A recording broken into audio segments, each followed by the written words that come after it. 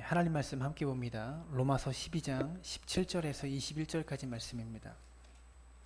자, 우리 함께 한 목소리로 합독합니다. 아무에게도 악을 악으로 갚지 말고 모든 사람 앞에 선한 일을 도모하라. 할 수 있거든 너희로서는 모든 사람과 더불어 화목하라. 내 사랑하는 자들아, 너희가 친히 원수를 갚지 말고 하나님의 진노하심에 맡기라. 기록되었으되 원수 갚는 것이 내게 있으니 내가 갚으리라고 주께서 말씀하시니라. 내 원수가 줄이거든 먹이고 목마르거든 마시게 하라. 그리함으로 내가 숯불을 그 머리에 쌓아 놓으리라. 악에게 지지 말고 선으로 악을 이기라. 아멘. 네, 반갑습니다. 네, 오랜만에 뵙는 분도 계시고 또 오늘 처음 저희 교회를 방문해 주신 분 성도님도 계신데 반갑습니다. 여러분, 오늘 본문을 읽으면 어떤 느낌이 드세요? 네, 착하게 살자. 지난주에 제가 말씀을 전한 것도 금식에 관한 설교를 했죠. 참 우리에게 부담을 주는 설교입니다. 근데 오늘 말씀 역시도 여러분에게 심한 부담감과 뭐랄까요, 그런 것을 주는 말씀인 것 같아요. 과연 이런 설교를 계속했다간 교회가 부흥할 수 있을까, 이런 생각이 들기도 하는데 어떻게 이렇게 살라고 우리에게 이런 말씀을 주시는가라는 생각을 제가 하게 돼요. 이것을 어떻게 우리 삶 속에 옮길 수 있을까? 정말로 이 말씀대로 우리가 살아갈 수 있을까? 여러분, 내용적으로는 우리가 이렇게 살아야 되고요. 또한 오늘 본문이 기독교 윤리의 본질적인 부분을 가르쳐주고 있습니다. 그렇기 때문에 우리가 이렇게 살아야 하는데 정말로 이 말씀처럼 살기가 어렵고, 그리고 이 말씀처럼 우리가 귀를 막아버리고 외면하고 싶은 말씀 또한 없는 것 같습니다. 또 어떤 의미에서는 이런 본문으로 하는 설교가 우리와는 무관한, 실제 우리가 이렇게 살아보려고 노력하지 않고 또 이런 열매를 우리가 삶 가운데 맛보지 못했기 때문에 우리의 삶과는 참 거리가 먼 이야기가 될 수 있다라고 제가 느끼게 되었습니다. 그래서 두렵고 떨림이 있고 제 자신도 이 말씀 앞에 한번 서보고 싶은 그런 마음이 있어서 또 겸손한 마음으로 이 말씀을 연구해서 여러분 앞에 설교를 합니다. 1992년도에 유고슬라비아의 내전으로 인해서 수도였던 사라예보에서 실제로 일어났던 일입니다. 당시 사라예보는요, 유고슬라비아의 내전으로 이 세르비아 계열의 민병대들이 나라를 장악하고 있었습니다. 이 내전은 국지전으로 번지게 되었고, 이제 그 수도 안에서 건물과 건물 사이에서 전쟁이 일어나고 있었던 거죠. 도시가 완전히 정복되어서 이 저격수들이 건물 옥상이나 건물 틈 사이에 숨어서 도시 곳곳에 있는 눈에 띄는 사람들을 이 조준경으로 조준해서 죽이고 있었던 그런 상황이었습니다.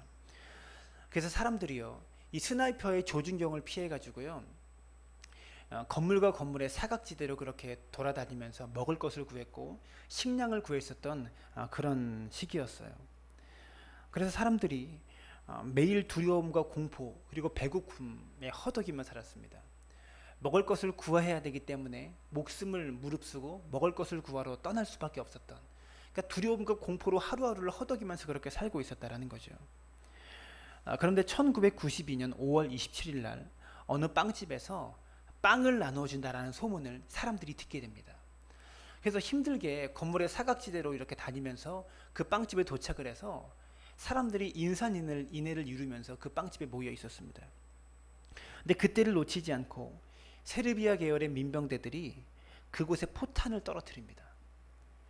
그래서 22명의 사망자들이 발생했고요, 100명이 넘는 사람들이 부상을 당하는, 이 부상이 그냥 부상이 아니고요, 팔이 잘려져 나가고 다리가 잘려져 나가고 신체의 일부가 떨어져 나가는 심각한 부상을 겪으면서 이 포탄이 떨어지자마자 그 자리는요, 아비규환을 이루었고요, 유혈이 낭자하고 인간의 눈으로는 차마 눈뜨고 볼 수 없는 엄청난 일이, 어마어마한 광경이 눈앞에 펼쳐지게 된 것입니다.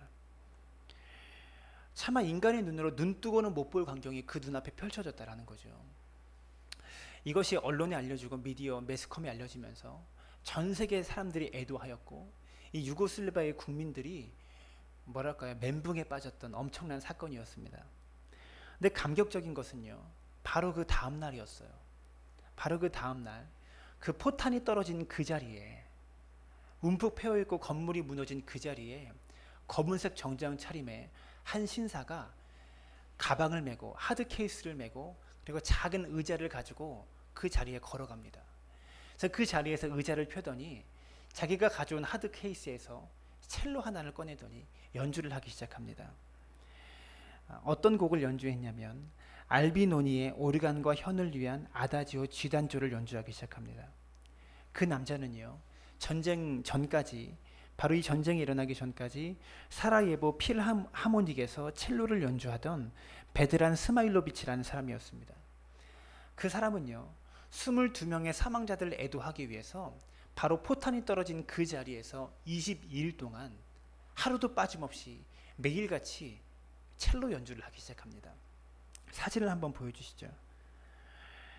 이 스마일로비치가 연주를 시작하였을 때 사람들이요, 두려움과 무서움 속에서 처음에는 허물어진 벽에 숨어서 그리고 깨진 유리창 틈 사이에 숨어가지고 이 사람이 연주를 듣다가 시간이 흐르자 사람들이 스마일로비치의 깊은 음악 속 이 첼로 연주 속에 빠져들어갔고요.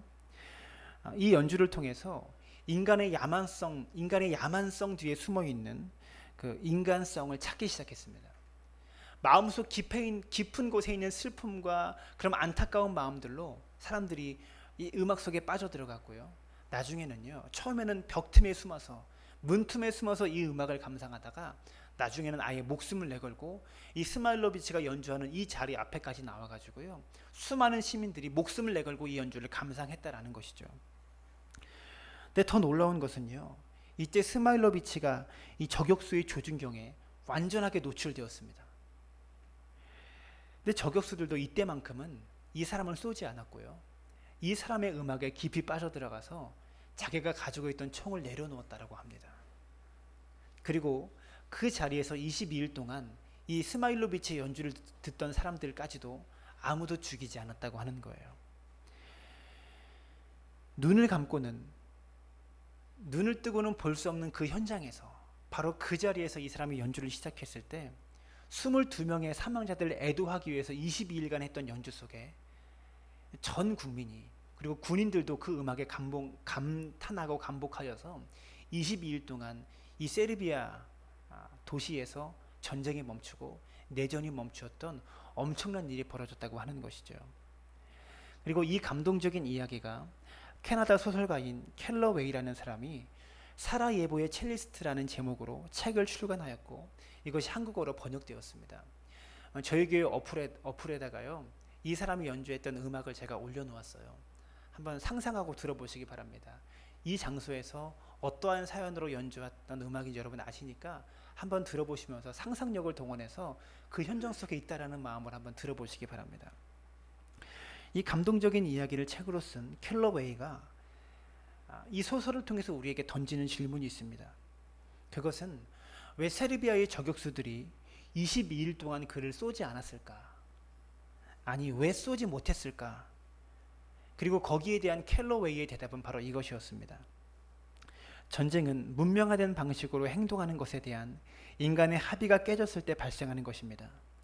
나는 음악을 비롯한 예술이 그 합의에 대해서 다시 생각하게 하고 새로운 논의를 가능케 하는 성찰의 시간을 준다고 믿습니다. 전쟁터의 저격수를 쫓아 스마일로비치의 음악을 듣기 위해 총을 쏘지 않았던 것은 바로 그 때문입니다. 좀 어려운 이야기지만 이것을 풀어서 이야기하면요, 전쟁은 인간의 야망이 드러나는 것입니다. 바로 그 자리에, 인간의 야망이 드러나는 바로 그 자리에 이 스마일로비치가 자신의 몸을 표적으로 내어준 거죠. 여러분, 사람은요, 누구나 다 많은 다툼이 발생하게 되면 자신의 몸을 무기 삼습니다. 내 몸을 무기 삼아서 어떻게 하면 저 사람에게 더 큰 상처를 주고 더 큰 아픔을 줄 수 있을까? 나를 무기로 삼는다라는 거예요. 스마일로비치는요, 그 다툼이 일어나고 전쟁이 일어나는 현장 속에서 자신의 몸을 무기로 만들지 않고 표적으로 만들었다라는 것이죠. 마틴 루터킹 목사님이 인종차별을 위해서 미국 안에서 싸울 때 이런 말을 했습니다. 셰퍼트에게 자신의 몸을 표적으로 내줄지언정 나는 내 몸을 무기로 삼지 않겠다라고 결단하였습니다. 스마일로비치 역시 자신의 몸을 표적으로 내어주면서 야만적인 인간의 정신에게 인간이란 무엇인가? 이 질문을 음악을 통해서 던졌던 것이죠. 그리고 그 질문에 인간들이 깨어나면서 잠시 동안 22일 동안 이 땅에서 전쟁이 멈추게 되었고 살상이 멈추는 놀라운 일이 벌어졌다는 것입니다. 여러분, 이 이야기를 전하면서 여러분 제가 감동하는 것은요, 여러분 올 한 해도 6개월이 지났습니다. 벌써 절반이 지나간 거예요. 예수님께서 평화의 왕으로 이 땅에 오셨다는 걸 여러분 믿으십니까? 주님은요, 이 땅에 평화를 주기 위해서 평화의 왕으로 오셨습니다. 그리고 예수님께서는 우리를 피스메이커로, 화평케 하는 자로 부르셨다라는 것이죠. 여러분, 성경 원어로 화평케 하는 자라는 것은요, 평화를 만드는 사람들, 이런 뜻입니다. 우리는 이 땅에 평화를 만들려고 부르심 받은 사람들이라는 거예요. 여러분, 세상에는요, 평화주의자들이 많습니다. 그런데 평화주의자라고 이야기하면서 서로 다투고 전쟁합니다. 나는 평화를 사랑한다라고 말하면서 매일 다툰다라는 거예요. 그리스도인들은요, 평화주의자로 부름받은 사람이 아니고 평화를 만드는 사람으로 부름받은 자라는 것을 기억하시기를 바랍니다. 평화주의자는 단순하게 평화를 살아가는 사람이지만 평화를 위해서 자기가 해야 될 말은 하지 않고 자기가 평화를 만들기 위해서 할 일은 하지 않지만 자신을 평화주의자라고 부르는 사람입니다. 하지만 평화를 만드는 사람은 스마일로 비치처럼 자신의 몸을 표적으로 내어주고 이 땅에 평화를 만들기 위해서 적극적으로 행동하는 사람이 평화를 만드는 피스메이커가 될 수 있다는 것이죠. 올 한 해 살아오면서 우리의 삶의 자리를 되돌아보았으면 좋겠습니다. 우리 삶의 자리는요, 정말로 전쟁터입니다. 포탄이 떨어지고 총알이 난무하는 이런 삶의 자리에서 여러분, 학생들이 학교에서 공부하면서 경쟁하는 자리가 얼마나 전쟁터겠습니까? 여러분이 생활 전선에서 돈 버는 자리가 얼마나 처참한 전쟁터입니까? 이런 전쟁터와 같은 삶의 자리에서 혹시 우리가 저격수로 살아오고 있지 않습니까?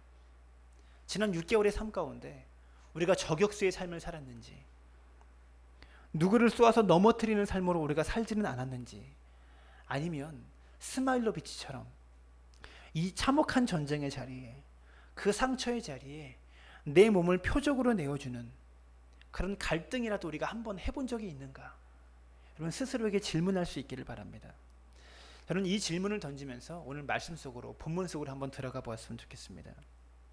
한 무명의 음악가가 음악을 통해서 인간의 내면의 정신에 엄청난 충격을 가했습니다. 우리는 음악가 정도가 아닙니다. 상처의 상징이라고 할 수 있는 예수 그리스도의 십자가를 통해서 부름받고 화평케 하는 자로 이 땅에 보내심 받은 사람이 바로 저와 여러분들입니다. 올 한 해 살아오면서 나는 누군가의 영혼에 단 한 번이라도 이 평화에 대한 충격을 준 적이 있는가? 스마일로 비치처럼 이 화평에 대한, 평안에 대한 깊은 충격을 준 적이 있는가? 나는 한 번이라도 내 몸을 표적으로 내어주면서 누군가의 영혼에 감동을 일으킨 적이 있는가? 이 질문을 던지고 싶습니다. 그리고 이 질문은요, 저 자신에게 던지는 질문이기도 합니다. 도대체 어떻게 나는 한 해를 살아왔는가? 그리고 나는 평화의 왕으로 오신 예수 그리스도 앞에 어떠한 모습으로 서 있는가? 무기로 서 있는가? 표적으로 서 있는가? 여러분, 로마서 12장 19절부터 21절의 오늘 말씀은요, 우리가 귀를 막고 싶어하는 그런 말씀입니다. 먼저 로마서 12장 2절의 말씀에 한번 읽어보았으면 좋겠습니다. 로마서 12장 2절입니다. 다 같이 시작. 너희는 이 세대를 본받지 말고 오직 마음을 새롭게 함으로 변화를 받아 하나님의 선하시고 온전하신 뜻이 무엇인지 분별하도록 하라. 로마서 12장 1절과 2절은 로마서 12장부터 16장 나머지 전체를 관통하고 있는 말씀입니다. 이 말씀에 비추어서요, 12장 1절과 2절의 말씀에 비추어서 이 12장부터 16장까지의 개별적인 말씀들을 다 이해하도록 사도 바울은 그렇게 로마서를 저술했습니다. 로마서 12장 2절의 말씀에 비추어서 17절부터 21절까지의 말씀을 보시면 결론은 이런 말입니다. 악을 악으로 갚지 말고 도리어 원수를 사랑하며 원수가 줄이거든 먹이고 목마르거든 마시게 하라. 이것이 하나님의 선하시고 기뻐하시고 온전하신 뜻이다. 여러분, 이것을 우리에게 말씀하고 있습니다. 이것이 하나님의 뜻이다라고 말하는 거예요. 내가 어느 직장에 취직해야 될까? 내가 어떠한 집을 사야 될까? 여러분, 다 내 중심적으로 이 실질적인 문제, 이 물질적인 문제, 이러한 부분에서만 우리가 하나님의 뜻을 구할 때가 많이 있습니다. 여러분, 성경을 보십시오. 이것이 분명한 하나님의 뜻이라는 거예요. 악을 악으로 갚지 않고 원수를 사랑하는 것. 그리고 원수가 배고프거든 먹게 하고 목마르거든 마시게 하는 것. 이것이 하나님의 뜻이라는 거예요. 우리는 내 삶의 문제, 내 인생의 문제만 하나님의 뜻을 찾으려고 그렇게 구합니다. 이 뜻을 이루어 달라고 하나님께서는 우리에게 요청하고 계시다라는 거예요. 우리는 기도를 통해서 우리 스스로가 하나님께 요청할 때가 많습니다. 그러나 하나님은요, 우리에게 다시 요청하고 계시는 거예요. 이렇게 살아달라고. 우리는 우리의 요청을 하나님께 응답해달라고, 들어달라고 그렇게 외칠 때가 많지만, 우리는 얼마나 하나님의 요청에 우리가 응답하고 있는가를 스스로 묻기를 바랍니다. 그리고 이 뜻을 이루어 달라고, 그리고 어떠한 사람이 이 뜻을 이루며 살 수 있을까요? 바로 이 세대를 본받지 않고 오직 마음을 새롭게 함으로 변화받은 사람만이 이 하나님의 뜻을 이룰 수 있다는 것입니다. 예수님께서요, 산상수훈에 이렇게 말씀하셨습니다. 마태복음 5장 38절인데요. 또 눈은 눈으로, 이는 이로 갚으라 하였다는 것을 너희가 들었으나 나는 너희에게 이르노니 악한 자를 대적하지 말라. 누구든지 내 오른뺨을 치거든 왼편도 돌려대며, 이렇게 말했습니다. 여러분, 우리가 자녀를 키울 때 우리 자녀가 학교에서 친구들한테 맞고 오면 어떻게 합니까? 다음날 바로 태권도장 등록시키죠. 그리고 아버지가 베란다로 끌고 가서 싸움하는 법을 가르칩니다. 네. 여러분, 근데 그리스도인들은 그래서는 안 되는 거예요. 예수님께서는요, 오른편 뺨을 맞으면 왼편도 돌려대라고 말씀하십니다. 여러분, 이것은 과장법이 아닙니다. 성경의 과장에서 과장법을 말하고 있는 게 아니에요. 정말로 이 말씀을 하나님의 말씀으로 믿는 사람은 고민하기 시작합니다. 44절은 이렇게 말해요. 로마서 5장 44절은 나는 너희에게 이르노니 너희 원수를 사랑하며 너희를 박해하는 자를 위하여 기도하라. 여러분, 이것이요, 예수님께서 가르쳐 주신 산상수훈의 가장 핵심적인 메시지 중에 한 가지입니다. 원수를 사랑하며 박해하는 자를 위해서 기도하라. 팔복 중에 7번째 복이요, 화평케 하는 자는 복이 있나니 하나님의 아들이라 일컬음을 받을 것이요, 이것이 7번째 복입니다. 저는 살아가는 우리 성도님들께 이렇게 말씀드리고 싶어요. 여러분, 저도요, 제 삶이 원수를 사랑하고 핍박하는 자를 위해서 기도하는 삶과는 참 거리가 먼 삶입니다. 저도 이 말씀 앞에 부끄러워요. 올 한 해도 저는 이 말씀 앞에 서면 회개할 것밖에 없어요. 그런데도 부족하지만 이렇게 위로받으십시오.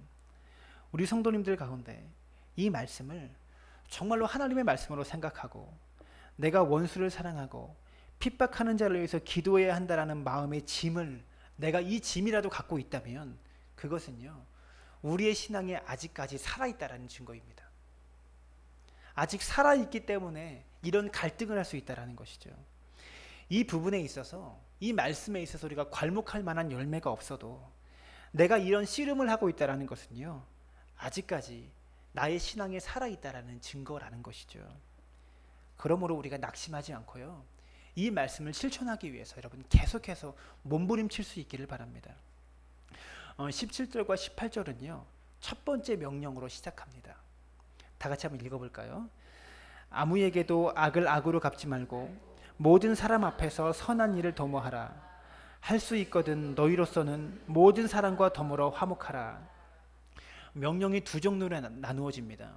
적극적인 명령과 소극적인 명령으로 나누어집니다. 소극적인 명령은 어떠한 것을 하지 말아라. 이것은 소극적인 명령이에요. 적극적인 명령은 어떠한 것을 하라. 이것은 적극적인 명령이라고 할 수 있습니다. 이 본문에서 소극적인 명령으로 악을 악으로 갚지 말라라고 말했습니다. 이것은 소극적인 명령이지만 적극적인 명령은 모든 사람 앞에서 선한 일을 도모하라. 모든 사람과 화목하라. 이것이 적극적인 명령입니다. 우리가 행동해야만 하는 명령이에요. 만약에 나 개인의 삶뿐만이 아니라 교회적, 그러나 국가와 국가 간의 관계에도 소극적인 명령인 악을 악으로 갚지 말라. 이 소극적인 명령은 우리가 잘 지켜도요, 우리가 맺는 인간관계는 지금과는 완전히 달라졌을 거예요.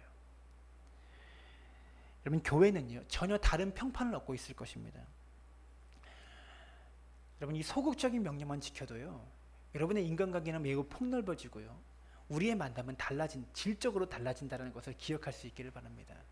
그리고 우리 사회가 이 소극적인 명령만 지켜도 사회 정의는 지금과는 확연하게 달라지고요, 한국 교회가 이 소극적인 명령만 지켜도 교회가 듣고 있는 욕의 절반 이상은 다 안 들을 수 있는 욕들이에요. 여러분, 악을 악으로 갚다 보면 인간관계 속에서 정치적인 라인이 생깁니다. 계파가 생겨요. 정치도 마찬가지죠. 악을 악으로 갚는 것에 시작해서 라인이 생기고 누구누구의 사람 이런 것이 생깁니다. 여러분, 세상 정치뿐만이 아니라 교회 정치도, 그리고 우리 인간과 인간과의 관계 속에서도 악을 악으로 갚지 않으면 우리의 삶은 정말로 달라진다는 것이죠. 그리고 한편으로 이런 생각도 합니다. 이 가시적인 세상 속에서, 우리의 눈에 보이는 이 세상 속에서 이 소극적인 명령만이라도 우리가 지킬 수 있는 자가 될 수 있을까? 근데 하나님은요, 우리에게 이 소극적인 명령만 하지 않으셨습니다. 적극적인 명령까지 하세요. 원수를 사랑하고, 원수가 줄이거든 먹게 하고, 원수가 목마르거든 마시게 하라라는 이 말도 안 되는 적극적인 명령까지 주셨다라는 거예요. 그리고 이 적극적인 명령을 받은 자들이 바로 피스메이커입니다. 화평케 하는 자, 평화를 만드는 사람으로 보냄받은 사람이다라는 것이죠. 베드로전서 3장 9절은 이렇게 말합니다. 다 같이, 악을 악으로 욕을 욕으로 갚지 말고 도리어 복을 빌라. 이를 위하여 너희가 부르심을 받았으니 이는 복을 이어받게 하려 하심이라. 여러분, 이런 말씀에 아멘 하셔야 돼요. 다른 거에 아멘 하는 게 아니고 이런 말씀에 아멘 하셔야 돼요. 악을 악으로, 욕을 욕으로 갚지 말고 도리어 복을 빌라. 너희가 부르심을 받았으니, 이 일을 위해서 부르심을 받았으니 이는 복을 이어받게 하려 하심이라. 여러분, 우리가 실제로 이렇게 하지 못하고 있습니다. 왜 그렇습니까? 왜 이렇게 하지 못할까요? 저 사람이 말하고 행동하는 것이 내 이름과 내 명예와 내 이익에 어떠한 결과를 가져다 주는가, 이것이 우리 삶의 기준이기 때문에 그렇습니다. 세상 모든 사람들이요, 이것이 나에게 어떠한 결과를 가져다 줄까, 다 이것에만 관심을 갖고 살아갑니다. 그리고 이것을 가치로 판단합니다. 그래서 다툼이 끊임없는 거예요. 그래서 계속 다툼이 일어나고 싸움이 일어나는 것이죠. 이 패러다임을 바꾸지 않는 한 우리는 계속 악을 악으로 갚을 수밖에 없고요, 욕을 욕으로 갚을 수밖에 없습니다. 여러분, 악을 악으로 갚지 않기 위해서는요, 자기 자신에 대해서 초연해 줘야 합니다. 다른 사람이 나를 어떻게 보느냐, 나에 대해서 어떻게 말하느냐, 그리고 나를 어떻게 대하느냐, 우리는 이것 가지고 매일매일 지지고 볶으며 살아왔습니다. 그리고 앞으로도 그렇게 살아갈 것 같아요.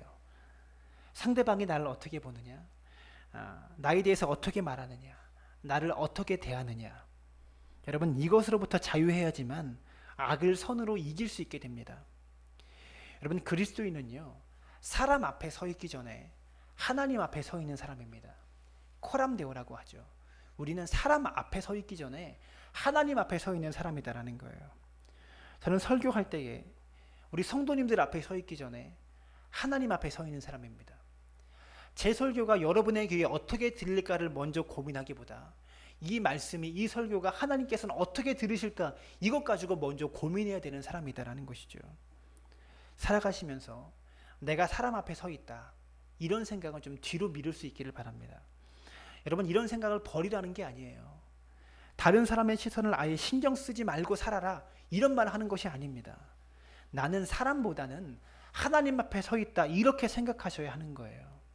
여러분, 다윗이 우리아의 아내를 범했습니다. 간음을 한 거죠. 다른 남자의 여인을 빼앗았습니다. 그리고 그의 남편인 우리아를 살인하고 죽입니다. 다윗의 죄는 심각한 죄예요. 남의 아내를 빼앗았고요, 그 남편을 살인한 엄청난 죄입니다.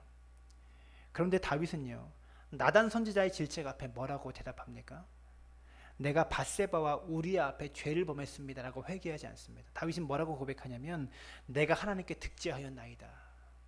하나님께 득죄하였나이다. 여러분, 이 말은 죄 용서는 하나님께만 받으면 된다 이런 의미가 아니에요. 다윗은요, 내가 하나님께 득죄하였나이다라고 고백했다라는 거예요. 즉 그의 삶 가운데는요, 하나님 앞에 서 있는 그런 삶이었다라는 것이죠. 사람 앞보다는. 여러분, 요셉이 보디발 장군의 아내의 유혹을 받았을 때 내가 하나님 앞에 범죄하오리까 이렇게 고백합니다. 이 유혹을 받을 때 사람 앞에 어떻게 범죄할 수 있습니까? 라는 고백보다 어떻게 내가 하나님 앞에 득죄할 수 있습니까? 이렇게 고백했다라는 거예요. 여러분, 이것이 그리스도인의 자세입니다. 나는 사람 앞이 아니라 하나님 앞에 서 있습니다. 이것이 우리의 삶의 자세라는 것이죠. 여러분, 이렇게 생각하면요, 저와 여러분에게 악을 행하는 자를 새롭게 볼 수 있는 관점이 생깁니다. 나를 바라보는 관점이 바뀌는 것입니다. 나의 관점이 바뀌기 때문에 다른 사람을 바라보는 관점까지 바뀐다라는 거예요. 어떻게 관점이 바뀔까요? 우리가 한번 따라해 봅시다. 사탄의 희생자. 여러분, 그렇습니다. 나에게 악을 행하는 자가 사탄의 희생자라는 불쌍한 관점으로 그를 바라보는 관점이 바뀐다라는 것이죠. 17절 후반절에 이렇게 말합니다. 모든 사람 앞에서 선한 일을 도모하라. 여기서 도모하라라는 말은요, 어떤 의미가 있냐면 원어적으로 생각하라, 고려하라 이런 의미가 담겨 있는 말입니다. 누가 성도님들께 악을 행하면 바로 반응하지 말고 도모하라. 즉 생각하고 고려하라. 그래야지만 악을 악으로 갚지 않을 수 있다라고 말하는 거예요. 깊이 생각하라, 깊이 고려하라 이렇게 말하는 것이 도모하라라는 말입니다. 이 도모하라를 잘 번역한 성경이 바로 세번역 성경인데요. 세번역 성경은 이렇게 말합니다. 다 같이 읽어볼까요? 아무에게도 악을 악으로 갚지 말고 모든 사람이 선하다고 생각하는 일을 하려고 애쓰십시오. 악을 악으로 갚지 말고요, 다른 사람이, 모든 사람이 선하다고 생각하는 일을 하려고 애쓰십시오 라고 말하고 있는 거예요. 우리는요, 누군가에게 악을 당하면 눈이 뒤집힙니다. 다른 사람이 안 보여요. 그 사람만 보여요. 그래서 그런 말이 있잖아요. 나는 한 놈만 골라 패, 이런 말이 있잖아요. 다른 건 주변은 아무것도 안 보이고요, 나에게 악을 행하는 사람은 어떻게 상처 줄까, 어떻게 무너뜨릴까 이것만 보이는 거예요. 성경은요, 악을 악으로 갚지 말고 모든 사람이 선하다고 생각하는 일을 하려고 애쓰십시오 이렇게 말하고 있다는 것이죠. 여러분, 누가 우리에게 악한 일을 하면요, 이런 과정을 거치게 됩니다. 처음에는 마음이 너무 아파요. 이 아픔이 계속됩니다. 뭐 일주일, 한 달, 어떨 때는 1년을 넘게 가는 그런 아픔들 또한 있습니다. 그렇게 생각을 거듭하다 보면 어느 순간에 연민이 생깁니다. 그 사람이 불쌍해져요. 사탄의 희생자라는 생각이 들게 되면 그 사람이 불쌍해지는 것입니다. 하나님의 뜻에 거역하여서 사탄에게 사용되어 악을 행하고 있는 저 사람이 불쌍해 보이기 시작한다는 거예요. 불쌍해 보이면 그 사람을 위해서 기도하기 시작합니다. 기도하게 됩니다. 그 사람을 위해서 기도하면 그 다음에 내가 도울 수 있는 것이 무엇인지 보이는 거예요. 그의 배고픔이 무엇인지, 그의 목마름이 무엇인지 그때부터 보이기 시작하는 것이죠. 그 단계까지 갈 수 있다는 것입니다. 여러분, 어쩌면 지금 이 순간에 우리에게 누군가가 이렇게 악을 행하는 사람이 있을 수 있습니다. 인생을 살아가면서 우리에게 악을 행하는 사람이 있고요, 그리고 예외 없이 우리도 누군가에게 악을 행하며 살아가고 있을 것입니다. 만일 누군가가 우리에게 악을 행한다면 이것을 기억하십시오. 그리스도인들은 악에 대하여 반발하는 사람이 아니라 반응하는 사람인 것입니다. 그리스도인은 하나님 앞에 서 있기 때문에 나에게 악을 행하면 반발하지 않습니다. 여러분, 그것은요, 동물적인 행동입니다. 동물적인 반사신경이에요. 그리스도인들은요, 반발하는 것이 아니라 반응하고 응답해야 합니다. 그 순간 내가 누구에게 지배를 받고 있는지를 나타나게 되는 것입니다. 내가 악을 악으로 갚으면 사람의 지배를 받는 것입니다. 어떤 사람의 지배를 받을까요? 원수의 지배를 받는 거예요. 그런데 악을 선으로 대하면 사람의 지배가 아니라 하나님의 지배를 받고 있다라는 증거가 됩니다. 사도행전에 보면 첫 번째 순교자인 스데반 집사가 나옵니다. 이 스데반 집사님이 순교하셨을 때 성경은 그의 얼굴을 뭐라고 말하냐면 천사의 얼굴 같더라 이렇게 표현했어요. 스데반 집사님이 순교하실 때. 그리고 저가 돌덩어리를 맞으면서, 많은 사람들에게 돌덩어리를 맞으면서 마지막으로 했던 말이 뭐냐면, 주여 이 죄를 저들에게 돌리지 마옵소서.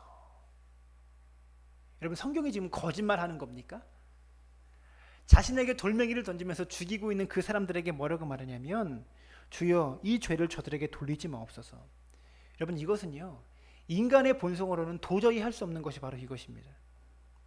인간의 본성이 허락되지 않는 한 말도 안 되는 일이죠. 그러나 이 놀라운 일을 은혜 가운데 거하는 사람은 자신에게 돌을 던지는 사람을 향해서 이 죄를 저들에게 돌리지 마옵소서, 이렇게 고백할 수 있다는 거예요. 여러분, 두 번째 명령이 19절부터 20절까지 기록되어 있습니다. 일단 한번 읽어볼까요? 내 사랑하는 자들아, 너희가 친히 원수를 갚지 말고 하나님의 진노하심에 맡기라. 기록되었으되 원수 갚는 것은 내게 있으니 내가 갚으리라고 주께서 말씀하시니라. 내 원수가 줄이거든 먹이고 목마르거든 마시게 하라. 그리함으로 내가 숯불을 그 머리에 쌓아 놓으리라. 여러분, 친히 원수를 갚지 말라고 말씀하셨습니다. 왜 그러셨을까요? 원수를 갚을 때 제일 심각하게 상처를 입는 사람은 원수가 아니라 바로 나이기 때문에 그렇습니다. 바로 원수 갚는 내 자신이 다치기 때문입니다. 하나님은요, 나에게 악을 행하는 사람을 위해서가 아니라 바로 사랑하는 우리 성도님들을 위해서 친히 원수 갚지 말라라고 가르치신 거예요. 예수님은요, 제한적으로 허용된 악까지 갚지 말라고 말씀하셨습니다. 성경이 말하는 제한적인 악을 갚는 것이 무엇입니까? 눈에는 눈으로, 이에는 이로, 상대방이 나에게 손해를 입힌 그만큼만 갚아라 라고 말하고 있는 거예요. 근데 우리는 성경 이상을 하려고 그러죠. 상대방이 나의 눈 한쪽을 빼면 나는 눈 두 쪽을 빼려고 그러고 우리는 그 이상을 하려고 해요. 성경에 가르쳐준 이상까지. 그래서 다시는 공격하지 못하게 하는 것이 세상의 이치입니다. 예수님께서는요, 제한적으로 보장된 이 권리조차 포기하라고 말씀하셨어요. 제한적으로 원수를 갚을 수 있는 권리조차 포기하라. 여러분, 사랑하는 성도님들, 성도가 된다라는 것, 그리스도인이 된다라는 것은요, 많은 것을 포기하도록 요청받는 것입니다. 보네퍼는 이렇게 말했어요. 그리스도인이 된다라는 것은 와서 죽으라는 것이다. 그리스도인이 된다라는 것은 와서 죽으라는 것이다. 누가 죽으라고 하는 걸까요? 내가 죽어야 된다. 여러분, 예수 믿는 과정은요, 내가 죽는 과정입니다. 그리스도의 십자가 앞에 내 자신이 못 박히는 과정이 신앙생활하는 과정이다라는 것이죠. 하나님은요, 우리에게 악을 갚지 말라고 하십니다. 악을 갚는 것은요, 나의 권리가 아니라 하나님의 권리이기 때문에 그렇습니다. 그래서 원수 갚는 것을 하나님께 맡기라는 것이죠. 여러분, 원수 갚는 것을 하나님께 맡기라는 것이요, 이런 의미가 아닙니다. 하나님, 나 대신에 100배로 갚아주십시오. 나 대신에 저 원수가 다시는 못 일어나도록 하나님께서 갚아주십시오. 이렇게 기도하라는 것이 아니에요. 원수를 사랑하라는 것입니다. 이 말씀을 여러분 20절 말씀을 다 같이 한번 읽어봤으면 좋겠습니다. 20절 말씀입니다. 시작. 내 원수가 줄이거든 목마르거든 마시게 하라. 그리함으로 내가 숯불을 그 머리에 쌓아 놓으리라. 여러분, 이 말씀이 어떤 뜻일까요? 내가 숯불을 그 머리에 쌓아 놓으리라, 이 말씀은요, 잠언 25장 21절부터 22절까지의 말씀을 인용한 것입니다. 숯불은요, 엄청 뜨겁습니다. 이 숯불이 상징하는 것은 무엇이냐면 날카롭고 예리한 고통을 상징하는 거예요. 원수를 친히 갚는 것은요, 원수에게 날카롭고 예리한 고통을 주는 것이 아닙니다. 그것은 바로 자기 자신에게 날카롭고 예리한 고통을 가하는 것이라는 거예요. 우리가 원수가 목마르면 마시게 하고 원수가 배고프면 먹게 할 때 그의 양심에 날카롭고 예리한 고통이 가해지기 시작한다는 것이죠. 이 숯불을 악을 행하는 자에게 놓으라라는 것입니다. 여러분, 그런데 악을 행하는 자에게 이렇게 선을 베풀면 그 원수가 변화가 됩니까? 변화가 안 되죠. 여러분, 상처 준 사람은 잘 자는데요, 상처받은 사람은 잠을 못 자요. 정신을 못 차려요. 그리고 자기가 무슨 짓을 했는지도 몰라요. 당하는 사람은 지금 죽을 지경인데, 그래서 열심히 기도하면서 오히려 먹이고 마시게 했어요. 그런데 그 원수는요, 게다가 이렇게 먹이게 하고 마시기까지 했는데 오히려 더 그 원수가 조롱하고 때때로 우리가 행하는 선을 이용할 수가 있습니다. 그리고 끝까지 변화받지 않을 수 있어요. 근데 그 사람이 변화되는 것은요, 우리의 책임이 아니라는 것입니다. 우리의 책임은요, 원수를 사랑하고 원수가 배고프면 먹게 하고 줄이면 마시게 하는 것이 우리의 책임이다라고 말하는 것입니다. 그리고 오늘 본문은 이것이 하나님의 선하시고 기뻐하시고 온전하신 뜻이다, 이렇게 이야기하고 있다는 것이죠. 여기에 순종하도록 노력할 수 있는 성도님 되어지시기를 바랍니다. 그리고 마지막 세 번째 명령인데요, 빠르게 넘어갔으면 좋겠습니다. 21절입니다. 다 같이 악에게 지지 말고 선으로 악을 이기라, 이렇게 말씀하고 있습니다. 우리에게 악을 행하는 사람 한 명 한 명의 적대적인 행위에 대해서 반응하지 말고 그런 행위 이면에 있는 악한 원리를 바라보라 라고 말하는 거예요. 원수를 보지 말고 원수 뒤에 있는 사탄을 보라, 이런 말이죠. 우리가 악을 악으로 갚으면 원수에게 지는 것이 아니라 사탄에게 지는 것입니다. 성경은 우리에게 이것을 말하고 있는 거예요. 누군가가 우리에게 행하는 악 때문에 우리 영혼이 상하면 안 된다라고 말하는 것이죠. 원수를 원수로 갚고 악을 악으로 갚을 때 내 영혼이 나에 의해서 상하게 되고 나에 의해서 손상을 입게 된다는 것입니다. 이것을 꼭 기억할 수 있기를 바랍니다. 말씀의 결론을 맺겠습니다. 유럽을 정복했던 나폴레옹의 말년은 비참했습니다. 그가 죽기 전에 마지막으로 한 말이 있어요. 나는 칼로서 유럽을 정복하였지만 결국은 실패하였다. 그러나 예수 그리스도는 십자가의 사랑으로 온 인류를 정복하였다. 여러분, 올 한 해 살아오시면서 크고 작은 칼들을 마구 휘두르지 않으셨습니까? 칼을 쓰는 사람이 승리하는 것이 아니라 십자가를 지는 사람이 승리한다라고 말씀하고 있습니다. 여러분, 사실 오늘 말씀은요, 교회 밖에 있는 원수들을 사랑하라고 주신 말씀이에요. 교회 안에 있는 원수를 사랑하는 것이 아니고 교회 밖에 있는 원수를 사랑하라고 주신 말씀이 오늘 말씀이에요. 여러분, 교회 밖에 있는 원수를 사랑하기 위해서 선행되어야 하는 훈련이 있습니다. 그것은 교회 안에 있는 성도를 사랑하는 훈련입니다. 교회 밖에서 원수들을 사랑하고 원수들과 평화를 맺기 위해서 교회 안에 있는 성도들과 사랑하고 평화를 맺는 훈련을 하는 것이 바로 교회입니다. 그런 논산훈련소 같은 것이 바로 교회라는 것이죠. 여러분, 지금 우리 교회는 작은 공동체이기 때문에 이런 문제가 없지만 신앙생활하면서 제일 어려운 것이 무엇인 줄 아세요? 저 사람과 같이 신앙생활하는 게 제일 어려워요. 저 사람과 함께 있고 함께 신앙생활하는 게 제일 어렵습니다. 성도 간에 화합하는 것이 제일 어려운 거예요. 여러분, 꼭 기억하세요. 다른 성도가 미성숙하면 양육하고 기다리십시오. 다른 성도가 실수하면 덮어주십시오. 다른 성도가 범죄하면 온유함으로 징계하고 세워주시기 바랍니다. 다른 성도에 대해서 극단적으로 누군가가 판단하면 그것은 전적으로 그 사람이 교만한 것입니다. 그렇게 판단하는 사람이 교만한 거예요. 악을 행하는 사람은 사탄의 희생자요, 내 옆에 있는 성도는 예수님께서 피값 주고 사신 피를 나눈 형제라는 것을 기억할 수 있기를 바랍니다. 여러분, 그리하여 올 한 해 살아가시면서 칼을 휘두르는 남은 6개월을 살지 마시고 내 자신의 몸을 표적으로 내어주는 그런 십자가의 희생을 할 수 있는 그런 삶을 살 수 있기를 주님의 이름으로 부탁을 드립니다. 그리고 이 관점을 끝까지 지킬 수 있는 성도님은 되어주시기를 주님의 이름으로 축원합니다.